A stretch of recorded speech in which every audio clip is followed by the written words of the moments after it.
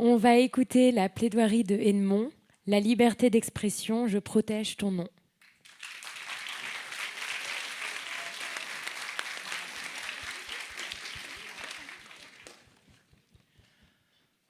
Mark Twain, l'écrivain américain du 19e siècle, a dit « C'est par la grâce de Dieu que nous avons les trois précieuses choses.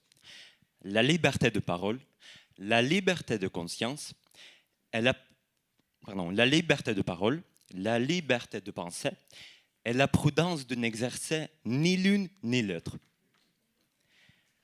Les Reporters sans frontières, qui s'engagent pour la liberté, le pluralisme et l'indépendance du journalisme, affirment qu'au 1er décembre 2023, 45 journalistes ont sacrifié leur vie, dont la moitié en zone de conflit, notamment en Gaza.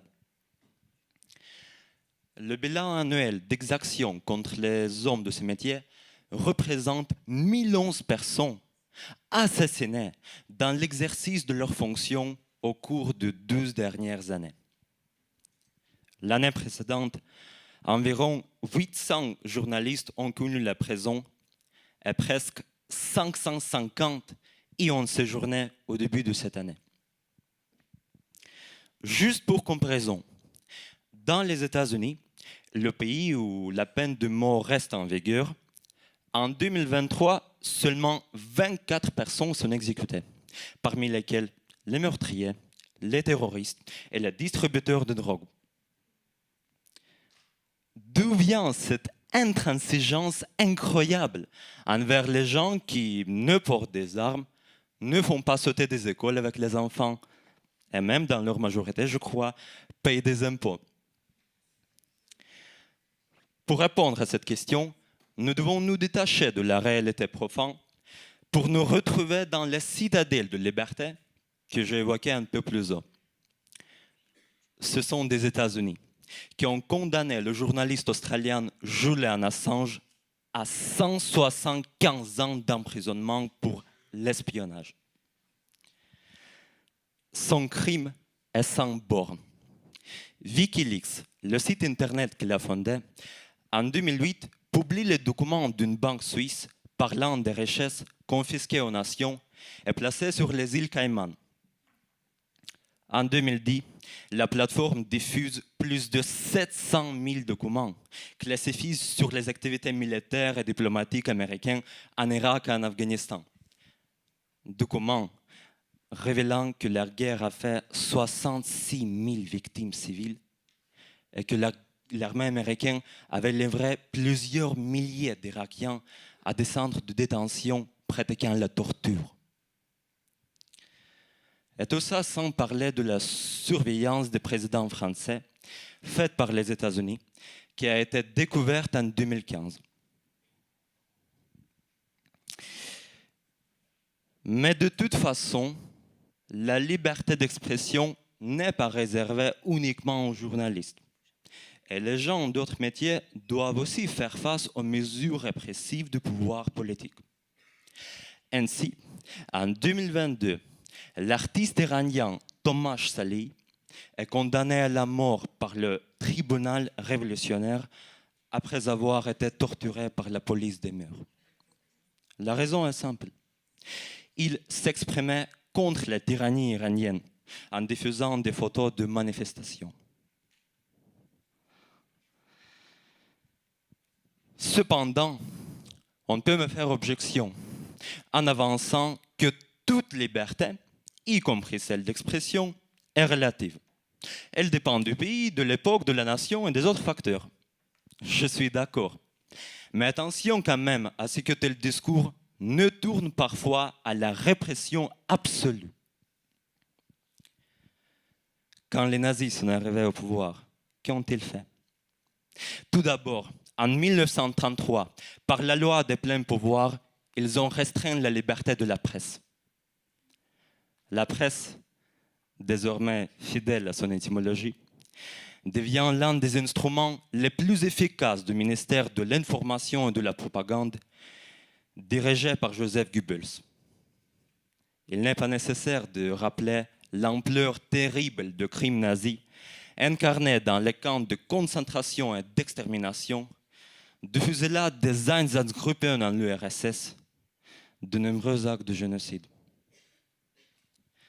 C'est pourquoi, à mon avis, bafouer la liberté d'expression signifie bafouer toutes les libertés fondamentales de l'homme. Il n'est donc rien étonnant dans le fait que les nazis traitaient les gens comme des animaux, en les privant de leurs droits inhérents. Thomas Paine, un philosophe révolutionnaire britannique qui a rencontré avec joie la révolution de 1789, croyait qu'une personne conclut une union sociale non pas pour diminuer ses droits naturels, mais pour les garantir. Cédant certains de ses droits dans l'intérêt de la société, il se réserve la liberté de penser, de conscience religieuse et le droit de tout faire pour son propre bonheur sans nuire aux autres. On peut continuer cette logique et dire que l'étouffement des libertés naturelles est semblable à l'inhibition des ferments vitaux pour notre corps. D'ailleurs, nous ôter la liberté d'expression, c'est comme nous ôter l'air qu'on respire. Pour conclure, j'envisage de lier ma vie avec le domaine politique pour défendre les libertés humaines, avant tout celle d'expression. Mais vous me demandez pourquoi? Moi, l'homme de 18 ans, je me suis tenu devant le choix brutal dans sa simplicité il y a une année.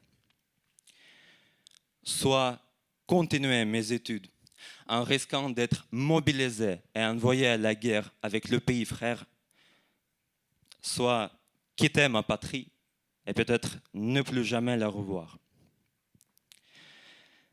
Finalement, ce sont des listes des agents étrangers, la censure et la propagande exercées par les autorités de la Russie pour tous les gens exprimant leur opposition qui ont réduit à rien la possibilité de la paix. Mais je suppose déjà votre façon de réfléchir. Je suis né dans le pays de la Déclaration des droits de l'homme et du citoyen. De quoi devrais-je avoir peur? La France n'est pas un pays des droits de l'homme. C'est un pays de la Déclaration des droits de l'homme. Robert Badinter, l'ancien ministre de la Justice, avait totalement raison en insistant ainsi sur la nécessité de la lutte perpétuelle pour les valeurs fondamentales de la démocratie. Car les événements autour de nous, qu'il s'agisse de l'Ukraine, de Gaza ou d'autres pays, ne sont pas si loin. Et notre liberté n'est pas un acquis éternel. Nous devons nous battre pour elle.